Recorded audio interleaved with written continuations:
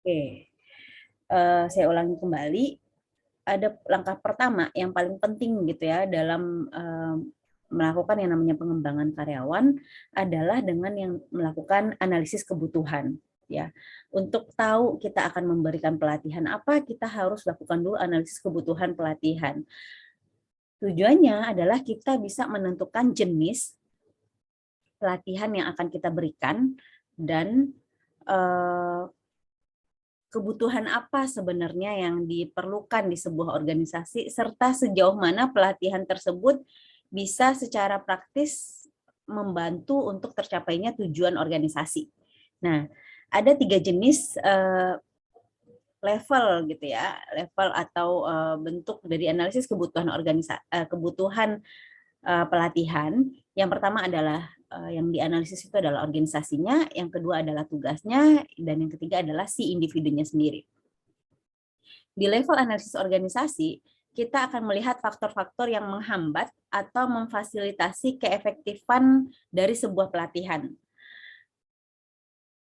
Analisis organisasi ini harus dilakukan dengan benar dan fokus pada tujuan yang ingin dicapai oleh organisasi. Sejauh mana kemudian pelatihan ini bisa membantu organisasi mencapai tujuannya, dan untuk melakukan untuk bagaimana kita perlu melihat juga bagaimana kemampuan organisasi tersebut melakukan pelatihan dan sejauh mana karyawan yang ada itu bersedia untuk dilatih dan mendapatkan pelatihan tersebut gitu ya. Jadi harus dianalisis dulu kesiapan semuanya. Harus dicari tahu dulu faktor-faktor yang menghambat atau bisa membantu terselenggaranya pelatihan tersebut sesuai dengan kebutuhan organisasi. Nah, analisis organisasi ini juga harus mencakup survei tentang sejauh mana kesiapan karyawan untuk dilatih. Jadi harus dilihat lagi karyawannya siap nggak untuk diberikan pelatihan yang dimaksud, gitu ya. Nah, pelatihan ini akan efektif hanya jika organisasi bersedia memberikan program yang sesuai dengan kebutuhan, program yang efektif, dan karyawannya mau belajar, serta tujuan dari pelatihan itu sejalan dengan tujuan dari organisasinya sendiri. Ya, itu untuk level organisasi. Jadi dilihat kesiapan organisasinya, kemudian relevansi programnya dengan kebutuhan karyawan, dan kesiapan karyawan sendiri untuk menerima pelatihan. Nah, ini biasanya dilakukan dengan survei atau penelitian sebelumnya atau melihat data-data yang ada sebelumnya. Kemudian yang kedua itu adalah analisis tugas. Kalau analisis organisasi itu menunjukkan hasil yang positif, maka selanjutnya kita bisa masuk ke namanya analisis tugas. Jadi harus pastikan dulu bahwa oh ya, dari analisis organisasi memang dibutuhkan pelatihan ini gitu ya. Baru kemudian kita lakukan yang namanya analisis tugas. Tujuan dari analisis tugas ini adalah untuk mengidentifikasi tugas-tugas yang masing-masing dilakukan oleh karyawan, kemudian kondisi dan kompetensi yang diperlukan untuk melaksanakan tugas tersebut, dan metode umum yang dilakukan biasanya itu adalah dengan wawancara, observasi, dan persediaan tugas. Jadi biasanya ini juga bisa kita dapatkan dari analisa jabatan ya.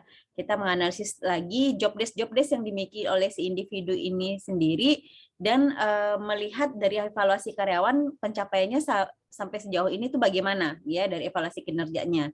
Baru kemudian kita lihat apakah ada gap kompetensi yang dibutuhkan untuk si karyawan melaksanakan tugas tersebut dengan kompetensi yang dimiliki oleh si karyawan saat ini. Ketika ada gap, di sanalah masuk peluang untuk diberikannya pelatihan dan pengembangan. Selanjutnya adalah analisis individu ya. Ini adalah langkah terakhir dari penentuan training needs analysis gitu ya. Ini biasanya dalam proses ini kita perlu menentukan apakah karyawan membutuhkan secara keseluruhannya membutuhkan pelatihan ini atau hanya di area-area tertentu saja, hanya di departemen tertentu saja, atau justru keseluruhannya. Ya. Kita bisa lihat sebenarnya dari performance appraisal score atau dari evaluasi kinerjanya, gitu ya. Kita melihat skor penilaian kinerjanya karyawan dengan skor rendah atau dimensi tertentu bisa mendapatkan pelatihan tambahan dan membutuhkan yang lebih lama biasanya durasinya dibandingkan dengan karyawan dengan skor evaluasi kinerja yang bagus gitu ya. Nah, untuk hal ini ditujukan supaya memang lebih berguna dan tidak menimbulkan bias, maka evaluasi kinerja ini juga harus spesifik. Kemarin kita sudah bahas ada sifat, ada kompetensi gitu ya, dan yang lain-lainnya kira-kira dia kurangnya di mana. Di sana kita kejar gitu ya. Tidak semuanya karyawan itu mengalami hal yang sama. Oleh sebab itu makanya performance appraisal yang bersifat individual ini bisa kita cek kembali untuk memastikan kebutuhan dari pelatihan itu secara individual oleh karyawan. Kemudian yang kedua adalah survei. Ini biasanya untuk menentukan kebutuhan karyawan dengan merancang sebuah survei dan mencari tahu bagaimana pengetahuan dan keterampilan yang harus dimasukkan ke dalam pelatihan ke depannya. Jadi kita semacam mencari tahu kebutuhan pelatihan dengan metode survei, dan biasanya ini biasanya keunggulan dari metode survei ini adalah menghilangkan masalah dari kesalahan kinerja sebelumnya. Dan karyawan kemudian jadi tidak tahu kekurangan dan kelebihan masing-masing. Tapi itu kelebihan dari survei gitu ya. Yang pertama, dia menghilangkan masalah dari kesalahan kinerja sebelumnya karena kita nggak lihat dari evaluasi kinerjanya, tapi memang lihat dari kebutuhan, keinginan si karyawan saja. Kemudian si karyawan jadi tahu kekurangan dan kelebihannya masing-masing dari metode survei ini. Dia bisa menilai sendiri dirinya gitu ya, kompetensinya saat ini. Sementara kelemahannya bisa jadi si karyawannya nggak jujur dalam mengisi survei ini, dan bisa jadi organisasinya malah ketika karyawan udah jawab dia butuh training ini gitu ya, ternyata organisasinya yang nggak mampu menyediakan training tersebut karena mungkin trainingnya mahal gitu ya. Jadi ya nggak bisa dilakukan juga akhirnya gitu ya. Tapi ini bisa digunakan ya kalau memang ternyata budgetnya organisasi juga sesuai gitu ya. Selanjutnya adalah interview. Biasanya kita bisa interview dilakukan dengan beberapa karyawan untuk dilihat, tapi tidak meluas seperti survei gitu ya, tapi lebih spesifik dengan kebutuhan si individunya karyawan sendiri untuk menggali dengan pertanyaan-pertanyaan tentang kebutuhan pelatihan. Karyawan ini kira-kira dia merasa butuh pelatihan apa, dia nggak maksimal di mana, pertanyaan seperti itu gitu ya. Kemudian nanti dia melaporkan kepada kita, sepertinya saya butuh pelatihan ini gitu ya.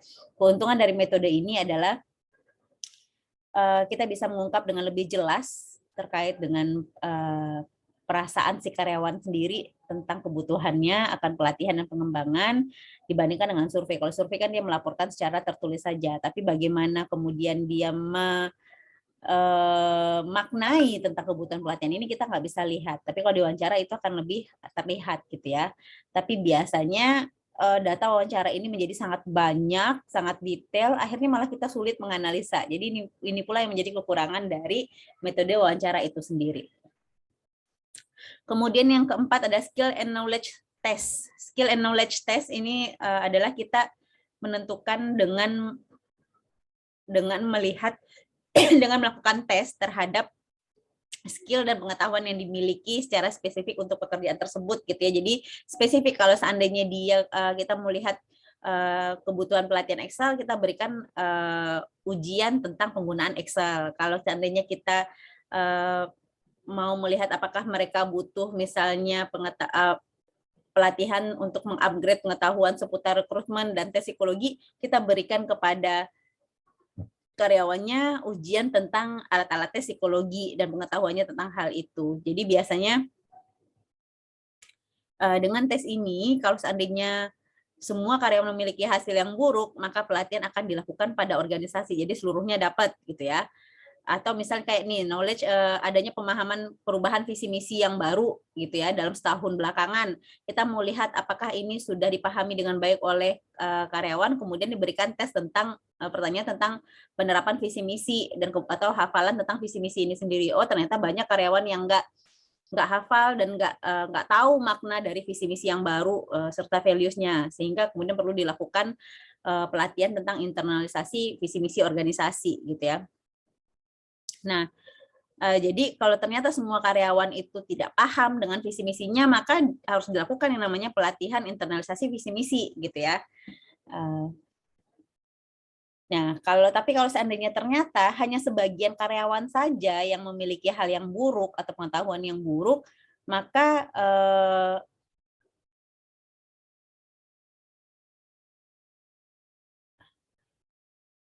akan dilakukan pelatihan secara terbatas gitu ya. Nah, biasanya kadangkala untuk membuat tes kendalanya gitu ya menggunakan metode ini adalah untuk membuat tes mengukur skill dan knowledge itu ya nggak gampang juga gitu. Sehingga dan alat tes apalagi untuk mengukur skill ya alat tes yang tersedia itu nggak banyak gitu sehingga kadang-kadang sulit juga dilakukan. Biasanya mereka menggunakan metode ini perusahaan harus mengembangkan sendiri dan biasanya itu juga butuh biaya dan memakan waktu yang banyak. Beberapa perusahaan itu kemudian mengembangkan yang namanya kamus kompetensi, mereka meng-hire vendor dari luar untuk mengerjakan kamus kompetensinya dan kemudian mereka mengukurnya dengan kamus tersebut. Yang terakhir, critical incidents ini adalah bukan merupakan metode yang umum dilakukan sebenarnya ya, tapi biasanya lebih mudah digunakan jika analisis yang tersedia itu tersedia analisis pekerjaan yang tepat gitu ya. Biasanya dalam penilaian ini kita mengurutkan berdasarkan dimensi dan dipisahkan menjadi contoh kinerja yang baik dan buruk. Jadi kita bisa melihat, mengobservasi si karyawan, kemudian kita bisa melihat perilakunya dalam mengerjakan tugas, kemudian kita catat mana yang do and doesn't-nya gitu ya, mana yang positif dari karyawan dan mana yang tidak gitu. Nah, biasanya dimensi dengan daerah di mana karyawan ini banyak memiliki kinerja yang buruk, maka di sanalah kemudian perlu dilakukan pelatihan. Dari hasil catatan critical incidents itu kita jadi tahu, oh ternyata rata-rata karyawan kita kebanyakan nggak paham nih di bagian ini gitu. Otomatis kita harus berikan pelatihan itu. Selanjutnya, developing a training program. Untuk pengembangan sebuah program training, kita harus pertama tetapkan dulu tujuan dan sasarannya. Ya, jadi kita harus pastikan dulu sasaran dan tujuan yang ingin dicapai dari sebuah pelatihan dan ini penting karena berkaitan dengan waktu serta sumber daya yang dialokasikan untuk pelatihan. Contohnya nih, jika kita mengatakan bahwa organisasi hanya bisa memberikan sesi latihan selama 1 hari gitu ya, karena kadang cuma bisa libur itu 1 hari gitu ya, untuk kemudian memberikan pembekalan keterampilan tentang misalnya manajemen konflik supervisor karena kalau seandainya lebih dari itu berarti akan lebih banyak lagi cost yang dikeluarkan oleh perusahaan, duit perusahaan nggak cukup, jadi udah dibikin sehari, padahal untuk materi ini ternyata kita butuhkan pelatihan minimal misalnya 3 hari, tapi karena dipadatkan gitu ya akhirnya mungkin jadi nggak maksimal gitu. Nah, kita harus cek dulu gitu ya, kalau seandainya materinya tentang ini butuh berapa lama ya, kita butuh berapa lama, butuh berapa hari, berapa jam, lalu cek lagi kesiapan dari keuangan organisasi.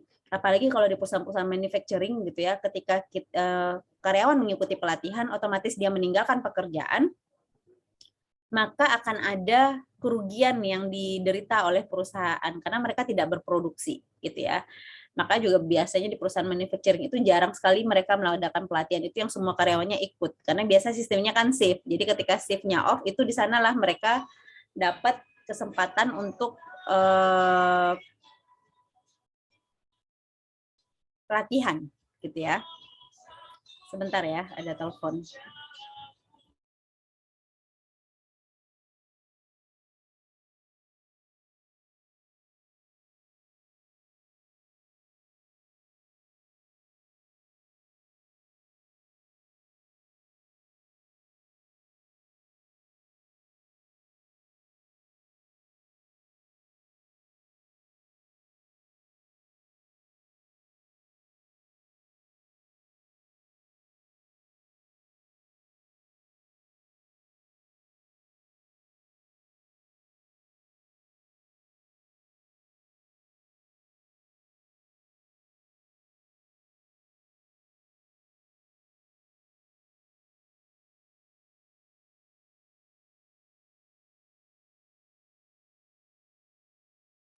Ya, kita lanjutkan. Nah, tadi menetapkan tujuan dan sasaran ya. Jadi kita dengan kita tahu tujuan dan sasaran yang hendak dicapai, kita jadi tahu tindakan seperti apa yang diharapkan untuk mencapai tujuan tersebut, gitu ya. Apakah memang kita perlu meliburkan karyawan 3 hari untuk kemudian dia bisa mendapatkan materi tentang ini, gitu ya, atau mungkin butuhnya bisa dipadatkan cuma 2 hari, atau mungkin jangan-jangan bisa sehari, gitu ya, sesuai dengan tujuan gitu ya dan kondisi dari perusahaan itu sendiri.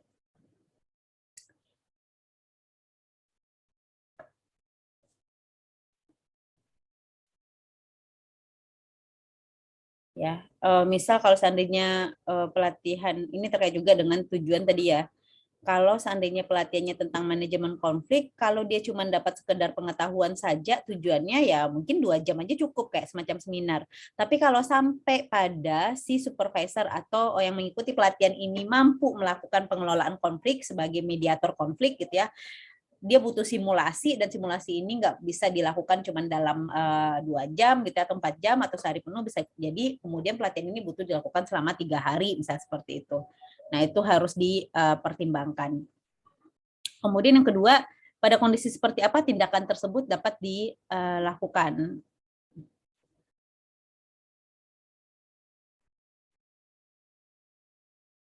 Jadi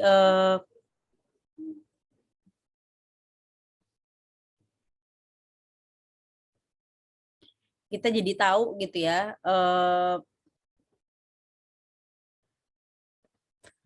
kapan kemudian untuk materi pelatihan gitu ya untuk mencapai sasaran tersebut kita butuh kondisi yang seperti apa dan nanti ketika penerapannya dia akan dilakukan dalam setting yang seperti apa, karena tidak semua kondisi organisasi itu ideal untuk kemudian ada peningkatan kompetensi tapi ternyata sistemnya tidak mendukung, ya jadinya susah juga.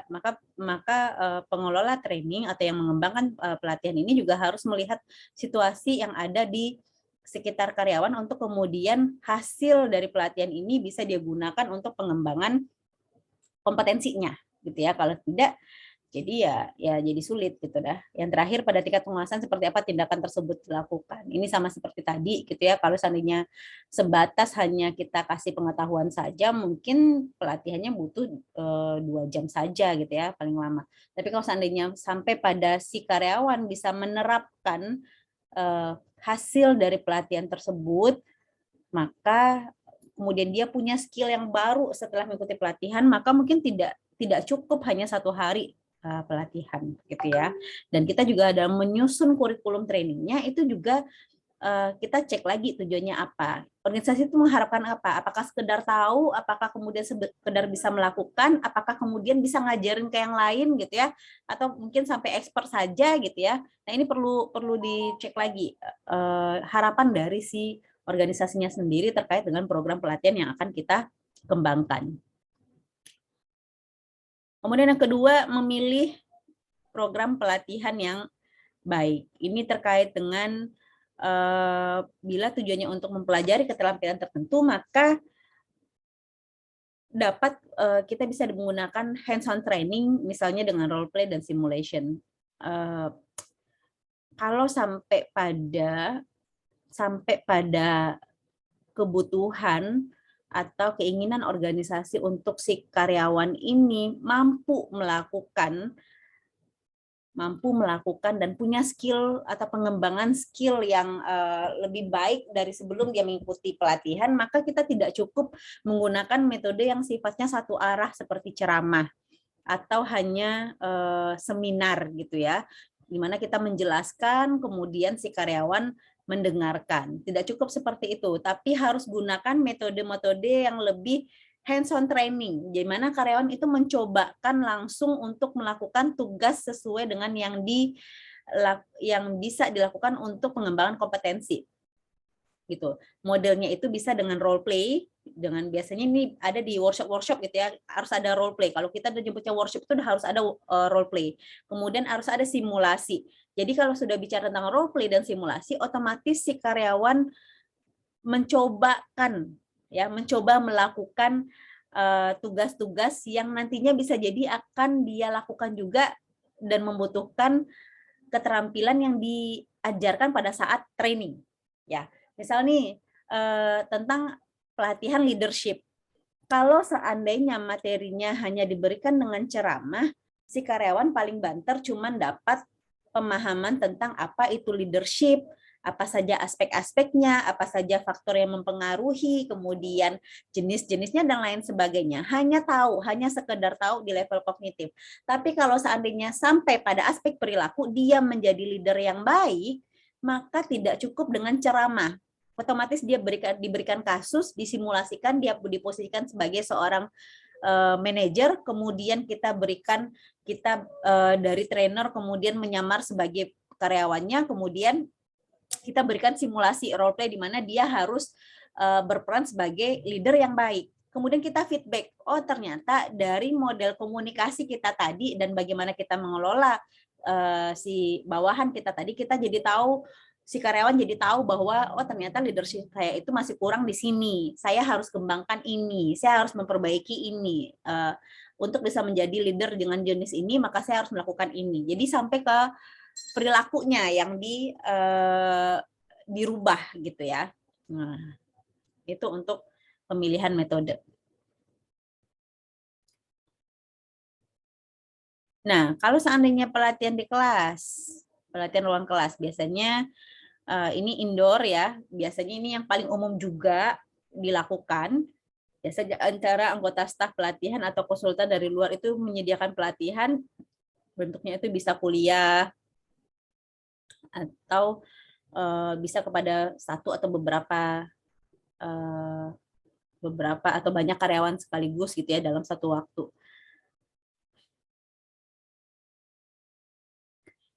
Kita cek dulu keputusan awal sebelum melakukan pelatihan. Beberapa keputusan perlu dibuat oleh perusahaan gitu ya tentang siapa sih yang akan melakukan pelatihan, kemudian di mana pelatihan ini akan dilakukan dan berapa lama kemudian pelatihan ini dilakukan.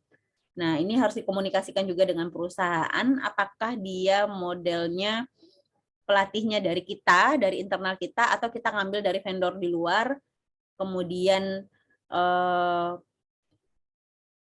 apakah ruangan yang ada di kita bisa menampung semua sasaran dari pelatihan gitu ya. Kalau seandainya ternyata yang dibutuhkan pelatihan dari semua karyawan dan ternyata perusahaan tidak punya aula yang cukup kondusif untuk menampung semuanya, otomatis kita harus sewa ruangan di luar gitu ya, apakah di hotel, apakah di ruang pertemuan dan lain sebagainya. Dan yang terakhir kita harus tahu dulu, jadi berapa lama nih pelatihan ini akan dilakukan. Ini terkait dengan penyusunan dari tujuan atau sasaran dari pelatihan tadi. Ya, harus disiapkan di awal. Kemudian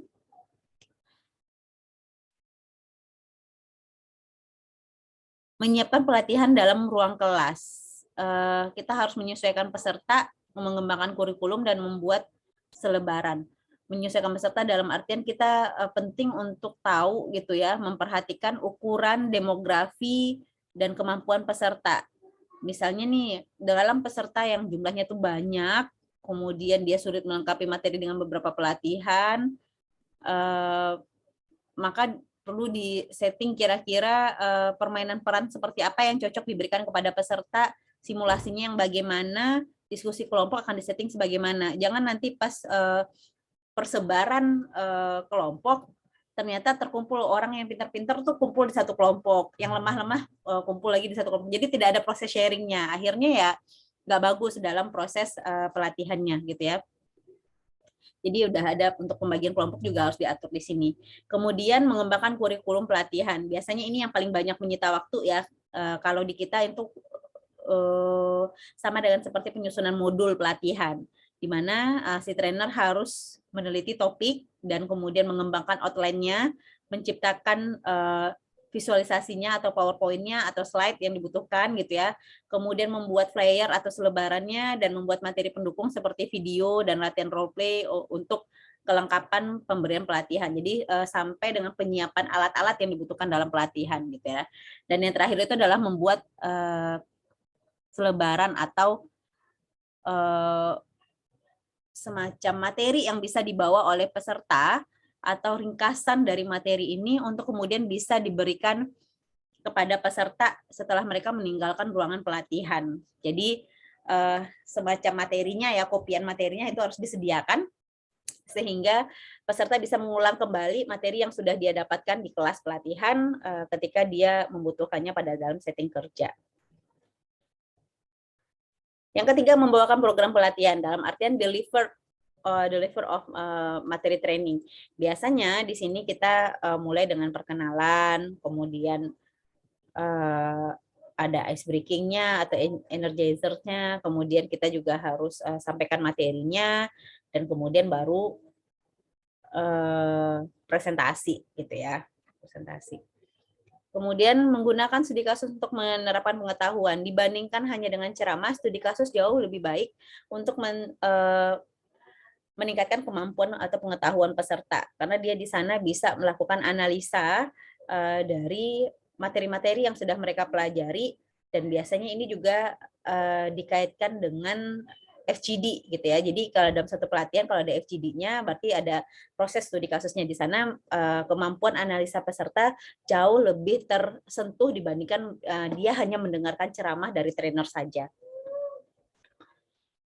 Kemudian menggunakan simulasi untuk melatih keterampilan baru. Ini tadi seperti yang saya bilang tadi ya, simulasi ini biasanya memungkinkan peserta untuk bekerja dengan peralatan di bawah kondisi kerja yang sebenarnya tanpa konsekuensi dari kesalahan. Jadi karena dia berarti kalau simulasi itu benar-benar misal nih kita pelatihannya tentang Excel, maka kita akan adakan simulasi. Kita berikan data sifatnya hard copy, peserta kemudian diminta untuk membuka Excel, kemudian dia mengetik ya, memasukkan menginput, kemudian step by step-nya kita ajarkan rumusnya, dia nyobain simulasi, mencobakan rumus itu dari data yang tadi kita berikan.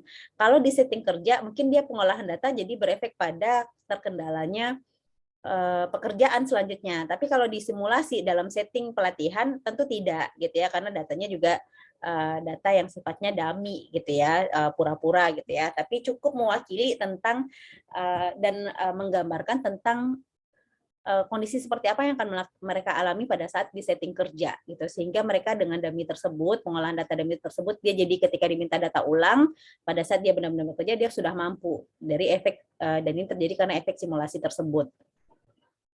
Kemudian role play. Role play ini biasanya mengisikan training untuk menampilkan keterampilan interpersonal yang diperlukan dalam berakting sesuai dengan perannya. Tadi sudah saya contohkan juga peran antara atasan dan bawahan gitu ya. Karena biasanya di role play ini digunakan dalam berbagai macam situasi pelatihan, dan biasanya review dari penilaian kinerja pada pegawai itu bisa menjadi catatan ya untuk dia melakukan feedback terhadap dirinya sendiri tentang apa saja yang harus dia tingkatkan. Biasanya kita juga bantu dengan debriefing gitu ya, dengan briefing ulang setelah role play, kita membantu dia memahami apa yang seharusnya dia pahami dari proses tersebut. Dan yang terakhir adalah meningkatkan keterampilan interpersonal melalui modeling perilaku. Nah, mirip sih dengan role play, hanya saja perilaku yang ditampilkan dalam model modeling ini adalah perilaku yang benar-benar ideal, bukannya menampilkan perilaku yang pada normalnya dilakukan. Jadi biasanya modelnya nih seperti kita lihat video pegawai yang ideal itu seperti apa. Ya jarang mungkin ditemui di dunia nyata gitu ya, tapi di video itu kita menampilkan seseorang yang ideal atau justru dimainkan langsung oleh, kalau role play kan si karyawannya yang bermain langsung, peserta trainingnya yang ikut main gitu ya. Tapi kalau role play, modeling bisa jadi dari trainernya yang mencontohkan, dan itu semuanya bersifat ideal untuk memberikan pemahaman tentang seharusnya itu seperti ini gitu ya. Dan beginilah masalah itu terjadi, dan beginilah perilaku karyawan yang seharusnya ketika menghadapi masalah tersebut. Nah, ini namanya modeling. Seru sih, nanti kalian akan ketemu di semester berikutnya, di mana kalian akan membuat pelatihan dengan metode-metode seperti ini ya. Jadi tidak sabar pastinya ya. Kalian akan mencoba untuk membuat analisa kebutuhan pelatihan, kemudian melakukan pelatihan. Kenapa? Ada yang bertanya? Tidak? Kita lanjut? Oke, kita lanjutkan ya. Menyediakan pelatihan individual melalui pembelajaran jarak jauh. Nah, ini booming sekali selama masa pandemi karena tidak memungkinkannya untuk berkumpul. Akhirnya kemudian banyak sekali webinar-webinar atau pelatihan online yang kemudian menawarkan untuk peningkatan kompetensi bagi karyawan gitu ya, atau bagi kita mahasiswa juga banyak, dosen juga banyak gitu ya. Nah, biasanya kita bisa saja menjadi penyedia pelatihan individual melalui pembelajaran jarak jauh.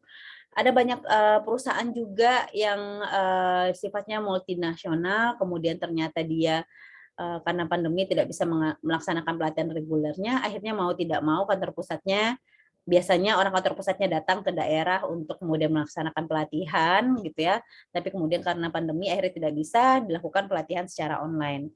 Nah, ketika kita berada pada kondisi seperti ini, maka yang harus kita lakukan pertama kali adalah memahami gitu ya, bahwa ada hal-hal penting yang harus dipahami dalam pembelajaran daring. Yang pertama itu adalah adanya self-paced, di mana trainee belajar dengan kecepatannya sendiri. Ya, seperti saya nggak tahu nih, kalau seandainya kita ketemu tatap muka, model sekarang seperti ini gitu ya, kalau kita ketemu tatap muka, saya kan jadi tahu tuh wajah-wajah bingung kalian, wajah-wajah kalian paham atau tidak gitu ya, wajah-wajah kalian menyimak atau tidak gitu ya, saya jadi bisa mengobservasinya. Tapi kalau seandainya dengan daring, saya nggak tahu nih, apalagi semua off kamera gitu ya, saya nggak tahu apakah kalian nyambi dengan pekerjaan lain atau yang sambil makan, sambil sarapan, sambil tiduran gitu ya, sambil walasan WA sama temennya, saya nggak tahu gitu ya. Tapi kalau seandainya ketemu tatap muka, kan jadi terpantau semuanya gitu ya. Nah, efeknya adalah ketika tidak mendapatkan feedback langsung dari yang menyimak pelatihan, efeknya adalah saya akan menjelaskan dengan kecepatan saya sendiri. Saya rasa saya menjelaskan sangat cepat, gitu ya. Tapi sepertinya, tapi karena saya menyediakan rekamannya dan kalian bisa cek lagi gitu ya. Jadi ya saya berharap akan ada pertanyaan-pertanyaan yang nantinya muncul di grup untuk membahas kembali tentang pemahaman kalian pada materi-materi yang sudah saya berikan. Jadi untuk saat ini saya berpikir bahwa ya dengan self pace saya gitu ya, saya menyampaikan dengan cepat seperti ini, kalian juga punya kecepatan untuk yang berbeda-beda untuk menerima pemahaman dari penjelasan saya. Nah, salah satu solusi yang saya gunakan untuk karena saya paham sekali bahwa daya tangkap setiap mahasiswa itu beda-beda adalah kemudian saya sediakan lagi rekamannya untuk kalian kapanpun bisa mengulang materinya ketika kalian tidak paham, atau kalian bisa bertanya di kolom chat ketika kalian merasa tidak paham dengan penjelasan saya dan saya akan jelaskan ulang. Meski saat ini saya lihat belum banyak yang atau belum ada malahan yang chat di video yang saya upload gitu ya untuk bertanya terkait dengan pemahaman. Jadi kalau saya anggap kemungkinan cuma dua, apakah memang tidak disimak videonya atau memang kalian sudah paham gitu ya, mudah-mudahan yang kedua gitu ya, mudah-mudahan yang kedua, ketika nggak paham kalian tinggal cek lagi, oh jadinya paham, saya harapnya seperti itu. Tapi kalaupun tidak paham, saya berharap kalian bisa memberikan komentar gitu ya, sehingga saya tahu bahwa saya harus menjelaskan kembali. Nah, ini juga yang terjadi dalam proses pelatihan. Dalam proses pelatihan, trainer itu harus memahami bahwa kecepatan trainee untuk memahami materi yang diberikan itu beda-beda gitu. Maka dia harus mengatur sedemikian rupa sehingga nggak cepat banget dan juga tidak lambat banget gitu ya. Jadi bisa dipahami oleh semua peserta. Yang kedua, diharapkan dari proses pembelajaran jarak jauh ini, trainee ini bisa terlibat secara aktif. Ya. Jadi ketika ada sesi untuk bertanya memang bertanya, ketika ada sesi untuk diskusi memang diskusi. Memang susahnya ketika kita daring kita nggak bisa tiba-tiba interupsi gitu ya, harus disediakan sesinya. Karena kalau seandainya tiba-tiba interupsi jadinya membingungkan yang lain gitu ya. Saya ngomong tiba-tiba ada yang bertanya gitu ya, kan susah juga gitu. Tapi kalau seandainya diatur sedemikian rupa maka itu akan jadi lebih mudah gitu ya. Dan yang terakhir, instruksi terprogram menghadirkan informasi dalam bagian-bagian kecil karena mempelajari materi dalam jumlah yang sedikit lebih mudah daripada mempelajari materi dalam jumlah banyak. Itulah kenapa saya tidak menggabung-gabungkan review materi yang satu dengan review materi yang lainnya, karena saya takut kalian bingung. Nah, nanti kalau kalian setting pelatihan juga seperti itu. Lebih baik materinya sedikit, kemudian simulasinya yang dibanyakan. Nanti kasih materi lagi sedikit, kasih lagi simulasi. Itu lebih bagus ketimbang kalian ceramah aja 4 jam, kemudian pesertanya ngantuk-ngantuk gitu ya, terus kemudian nggak tahu deh itu gitu ya, apa informasi yang bisa mereka serap.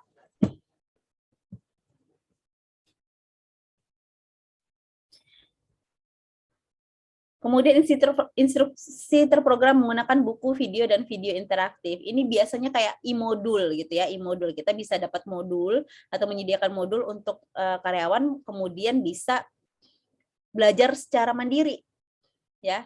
Jadi karyawan disediakan media untuk mempelajari isi materi, kemudian bahkan sampai dengan ujian untuk mengukur apakah ya mereka paham, sangat paham atau kurang paham atau cukup paham dengan materi yang sudah diberikan. Kalau nggak lulus ujian, kemudian mereka harus baca ulang lagi materinya sampai mereka ngulang tes lagi dan sampai lulus gitu ya. Dengan cara ini biasanya karyawan bisa mengatur kecepatan belajarnya sendiri dan dia juga tahu kapan dia harus ujian dan memastikan bahwa dengan ujian tersebut sebagai standar yang membuktikan bahwa dia sudah memahami materinya. Kalau dia belum lulus berarti dia nggak pernah paham materi itu. Ya udah ulang lagi gitu ya. Nah ini biasanya ada beberapa perusahaan yang besar-besar kemudian menyediakan e-modul seperti ini. Apalagi dalam masa lagi-lagi dalam masa pandemi ini seperti diharuskan, bukan diharuskan, sudah menjadi kebutuhan. Kalau nggak dilakukan ya karyawan ini jadi nggak berkembang. Maka akhirnya dilakukan program-program seperti ini.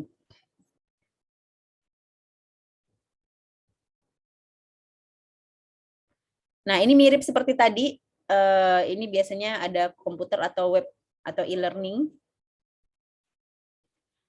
Tapi biasanya gini, kalau e-learning ini karyawan bisa memilih, disediakan banyak modul, karyawan bisa memilih. Ini loh, ini materi-materi pelatihan yang disediakan oleh perusahaan. Dia bisa milih, saya butuhnya sekarang, saya akan ikut pelatihan ini. Belajar secara jarak jauh dengan program CBT atau dengan e-learning gitu ya, computer based training atau e-learning. Ini biasanya ini harus terkoneksi internet. Kalau yang tadi enggak, kalau buku, video, dan video interaktif bisa jadi misalnya nih ada di komputer perusahaan, dia ketika belajar, dia duduk di komputer itu dan dia buka buku atau video interaktifnya. Tapi kalau e-learning itu biasanya misalnya nih kantor pusat punya e-learning, nanti karyawan yang di kantor cabang mau ikut pelatihan, dia bisa buka dari laptopnya, yang penting terkoneksi internet, kemudian dia belajar secara mandiri.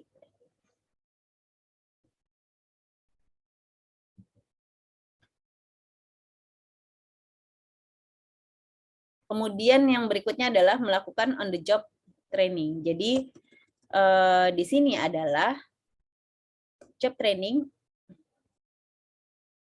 Lebih dari 60% karyawan belajar melalui on the job training. OJT, OJT adalah pelatihan informal bagi rekan-rekan yang berpengalaman dan supervisor yang berlangsung selama pekerjaan dan selama melakukan tugas dalam pekerjaan.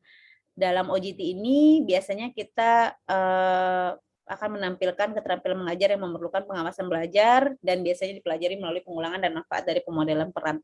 Jadi ada program di perusahaan besar biasanya on the job training itu biasanya dengan program masuk melalui ODP, Management Development Program atau ODP, Officer Development Program. Ini biasanya programnya untuk percepatan karyawan ini menjadi supervisor atau manajer masa depan. Biasanya untuk manajer bisa 10 tahun, tapi dengan program NDP ini si karyawan bisa jadi manajer dalam waktu hanya 3 tahun, seperti itu.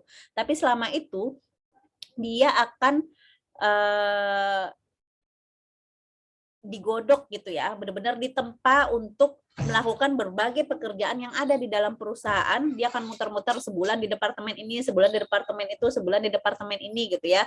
Untuk kemudian dia mempelajari proses bisnis yang ada pada perusahaan. Setelah dia memahami itu, dia kemudian dievaluasi, dites kesiapannya untuk menjadi manajer di tahun ketiga, misal seperti itu.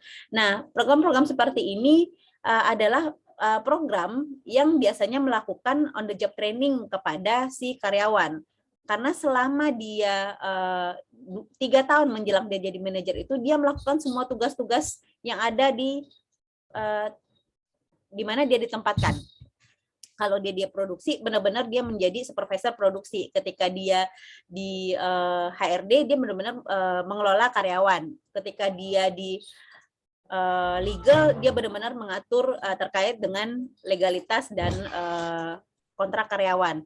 Ketika dia di marketing, dia benar-benar jualan gitu dan diberikan target dan lain sebagainya. Nah, ini biasanya mereka belajarnya itu namanya adalah on the job training. Dia modelnya training tapi lama banget, dan akhirnya mereka akan dites. Ada yang lulus, ada yang tidak. Kalau yang lulus bisa jadi kemudian kontraknya selesai, dia tidak lanjut gitu ya. Tapi kalau yang lanjut, kemungkinan besar dia akan langsung menjadi manajer. Jadi melewati rekan-rekan yang sudah masuk duluan, tidak dengan program yang sama.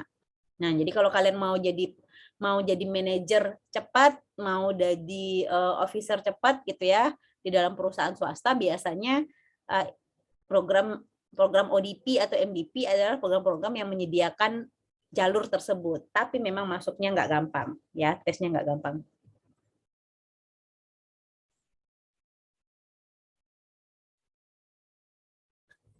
Kemudian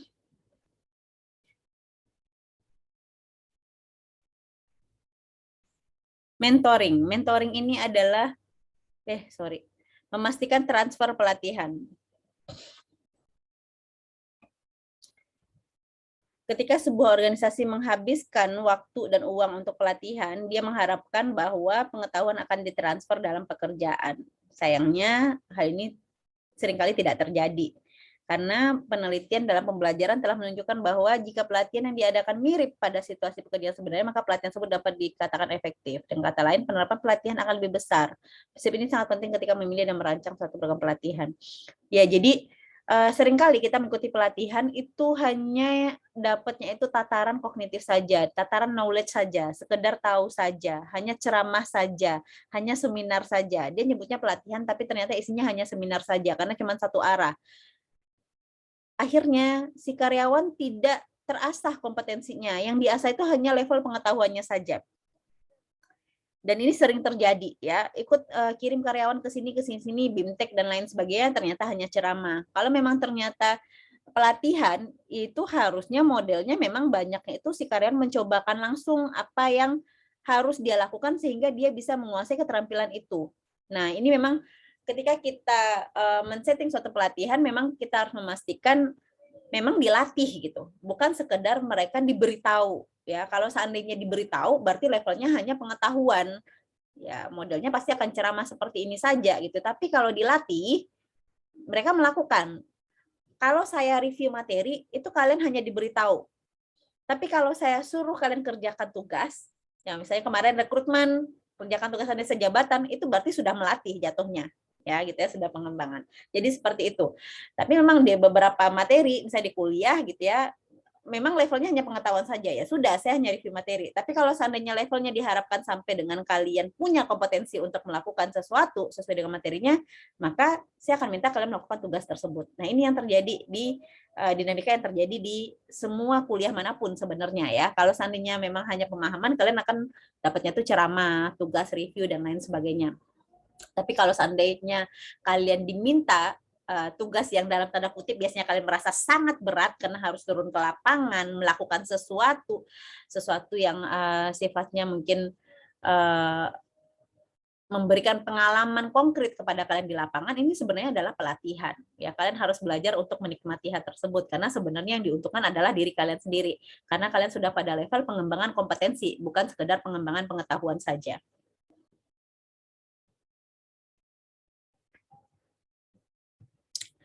Putting all together adalah apabila karyawan sudah memiliki keterampilan dan pengetahuan yang diperlukan, tapi tidak juga kinerjanya membaik. Nah, mungkin bisa jadi permasalahannya terletak pada motivasi, komunikasi, atau malah desain pekerjaan yang gitu ya, atau kurangnya pelatihan. Jadi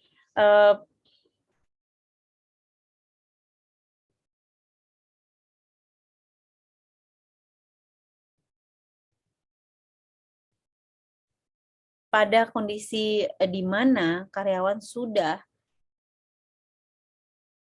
memiliki keterampilan pengetahuan yang perluan tapi tidak juga berkinerja dengan baik, berarti ada yang salah. Jangan lagi dikasih pelatihan lagi sih sebenarnya gitu ya, tapi dicek lagi lah kira-kira motivasinya gimana sih gitu ya.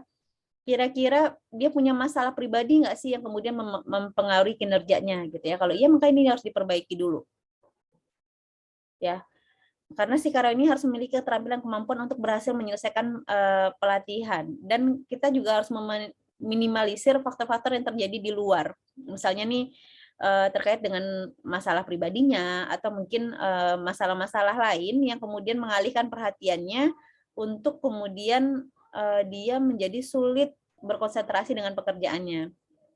Ya, karyawan ini harus termotivasi untuk belajar, artinya mereka harus memahami bahwa pelatihan yang dibutuhkan untuk memahami harapan yang diinginkan dan punya kemampuan untuk menyelesaikan pelatihan. Dia harus punya yang namanya self efficacy, keyakinan dia bahwa dia bisa menyelesaikan pelatihan ini. Karena kalau enggak ya sulit gitu ya, karena memang dari dalamnya sendiri tidak termotivasi untuk dia bisa berprestasi. Bisa jadi mungkin yang dievaluasi ini program pelatihannya nggak tepat sasaran. Kita pengennya peningkatan kompetensi, tapi karyawan diberikan hanya level pengetahuan saja, ya blunder juga gitu ya. Kita berpikir dia pasti akan punya keterampilan ini setelah pelatihan, ternyata nggak ada. Bukan salah dia juga, karena ternyata materi pelatihannya nggak tepat sasaran gitu. Yang harusnya dikejar itu adalah kompetensi, ternyata yang diberikan adalah level pengetahuan saja gitu ya. Jadi nggak salah karyawan juga kalau seperti itu.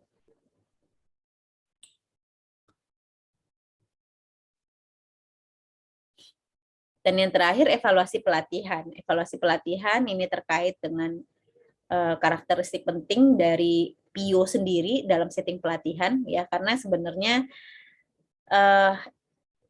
mengevaluasi pelatihan itu sebenarnya adalah hal yang baik dalam meningkatkan kepercayaan. Dan biasanya orang-orang PIO itu justru biasanya lebih menguasai untuk melakukan evaluasi ini. Kenapa? Karena kita belajar tentang psikologi, kita belajar tentang konstruksi alat ukur, kita belajar tentang mengevaluasi kompetensi individu secara psikologis. Ini penting untuk melakukan evaluasi pelatihan-pelatihan yang sifatnya adalah behavioral, peningkatan behavioral, perilaku gitu ya.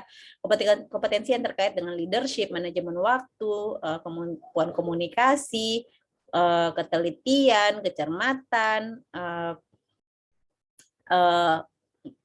profesionalisme gitu ya, kemudian layanan gitu. Itu kan sebenarnya konsep-konsep psikologis yang bisa kita kembangkan. Yang paling bisa melakukan membuat pengukuran yang valid dan reliable itu yang jelas-jelas fokusnya ke sana itu adalah anak-anak psikologi. Jadi sebenarnya di sinilah kita bisa memainkan peran kita untuk menyediakan pengukuran pelatihan yang sifatnya adalah pelatihan-pelatihan behavioral. Kalau teknis mungkin anak-anak manajemen masih lebih oke gitu ya, dalam artian misalnya kalau seandainya pelatihannya itu adalah pelatihan Excel, pelatihan membuat SOP, pelatihan menyusun KPI dan lain sebagainya, mungkin anak manajemen itu lebih jago gitu ya. Tapi kalau untuk evaluasi pelatihan-pelatihan yang terkait dengan pengembangan kompetensi psikologis itu harusnya gawainya anak psikologi. Nah, makanya biasanya gitu ya, kalau dilihat dari penelitian, pelatihan ini seperti memberikan seperti kita melakukan sebuah penelitian eksperimental, di mana kita menyediakan biasanya pretest, kita ukur dulu kemampuan peserta atau pengetahuan peserta sebelum diberikan pelatihan, kemudian kita berikan pelatihan, baru kemudian kita berikan post test. Itu kan sebenarnya kita bisa ukur gitu ya, bagaimana perbedaan pengetahuan atau keterampilan peserta sebelum dan setelah pelatihan. Apakah ada peningkatan atau tidak. Dengan menggunakan pendekatan one sample t-test, kita uji, maka itu sama dengan penelitian eksperimen sebenarnya. Karena ada intervensi di sana ya, bentuknya adalah pelatihan. Dan kita bisa melakukan kriteria evaluasi. Nah, biasanya kita membahas tentang jenis kriteria yang digunakan untuk pretest dan post-test. Apa yang ada 6 tingkat di mana pelatihan efektivitas ini dapat diukur terkait dengan validitas konten dan isi. Ini adalah modulnya. Kemudian reaksi karyawan, apakah dia puas dengan penyelenggaraan pelatihan gitu ya. Kemudian ada pembelajaran karyawan, ini melihat peningkatan pengetahuannya. Kemudian penerapan pelatihan, ini setelah selesai dari pelatihan. Dan dampak bisnisnya, apakah ada peningkatan pendapatan organisasi setelah karyawan mendapatkan pelatihan tersebut, dan kembali lagi menjadi sebuah investasi gitu ya. Adakah peningkatan investasi perusahaan setelah karyawan mendapatkan pelatihan. Kemudian validitas konten. Ini biasanya dievaluasi dengan membandingkan pelatihan konten dengan pengetahuan, keterampilan, dan kemampuan yang dibutuhkan untuk melakukan pekerjaan. Biasanya pada validitas konten ini, pelatihan ini diperiksa, contohnya kalau analisis pekerjaan menunjukkan bahwa pengetahuan tentang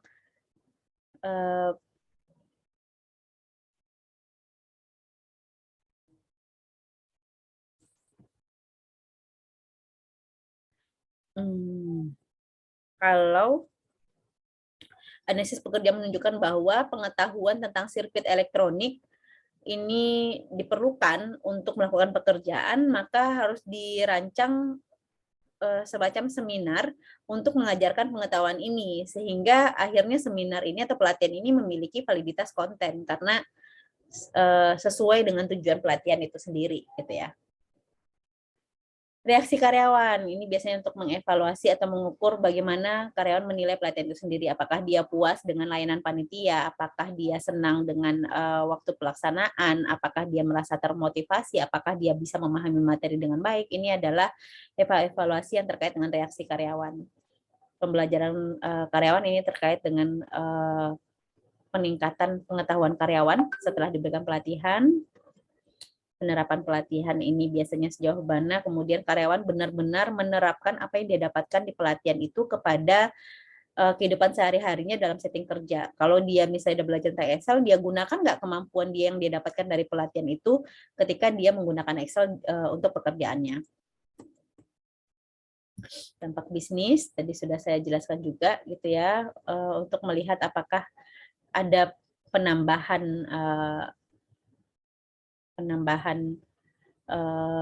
manfaat dari perusahaan setelah karyawan diikutkan pelatihan, atau misalnya nih adanya peningkatan layanan setelah si karyawan mendapatkan pelatihan tentang service excellent, ternyata layanan untuk konsumen itu menjadi lebih cepat. Akhirnya dalam sehari konsumen yang dilayani bisa lebih banyak. Itu kan punya dampak bisnis ya, karena kemudian otomatis akan meningkatkan pendapatan perusahaan dan citra perusahaan juga menjadi lebih baik. Ya, ini berarti kan dampak bisnis. Dan yang terakhir itu adalah return of investment atau ROI.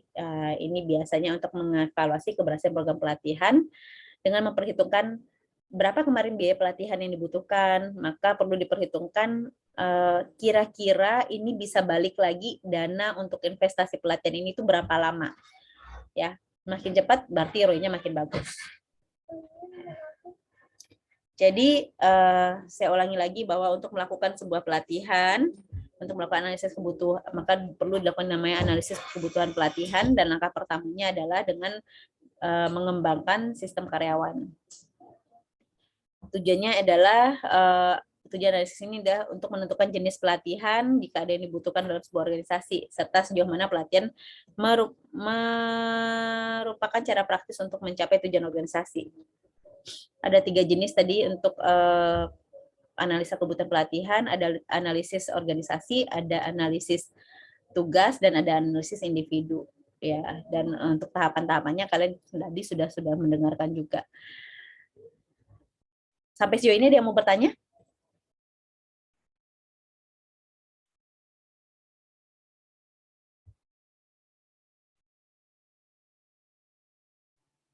Izin bertanya, Bu.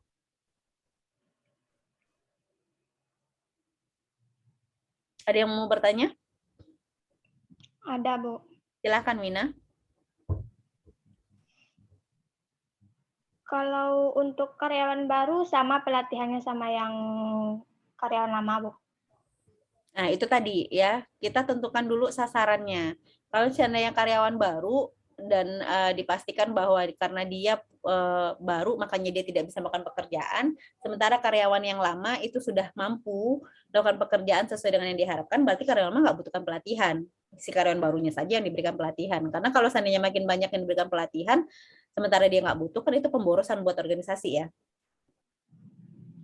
Ya udah karyawan baru aja.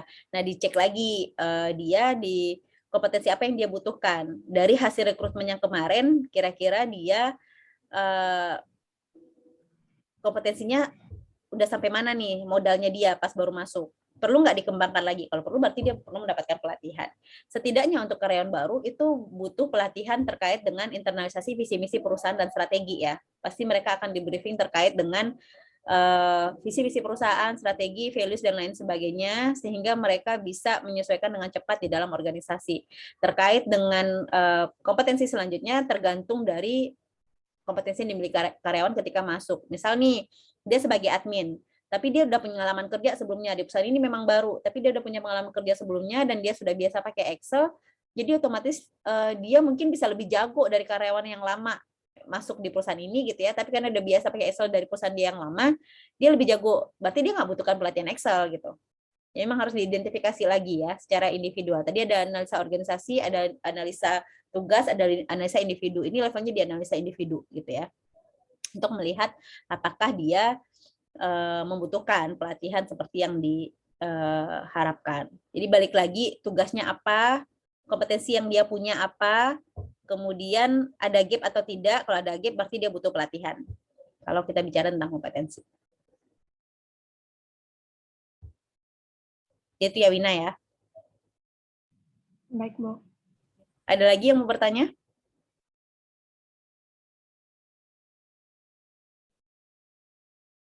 Atas yang bertanya, tadi saya menjelaskan beda antara role play dan modeling. Coba benar atau salah? Kalau role play itu akan menampilkan perilaku yang ideal, sementara modeling itu menampilkan perilaku yang normalnya orang-orang lakukan. Benar atau salah?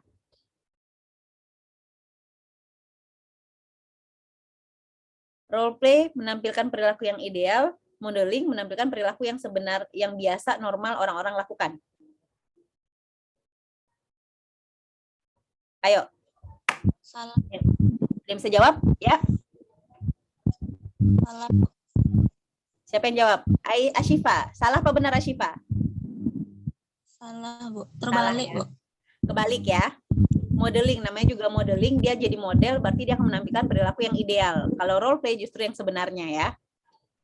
Berarti saya anggap berarti kalian menyimak dengan baik dan kalian sudah paham. Untuk lebih pahamnya kalian bisa simak kembali materi ini di link YouTube-nya nanti ya. Oke, ada lagi yang mau bertanya atau cukup jelas? Atau cukup?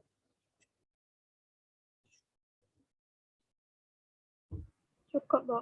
Oke, cukup. Kalau cukup, saya ucapkan terima kasih. Mohon maaf bila ada salah-salah kata. Saya tutup dengan wabillahi taufiq wal hidayah. Assalamualaikum warahmatullahi wabarakatuh. Waalaikumsalam. Waalaikumsalam warahmatullahi wabarakatuh.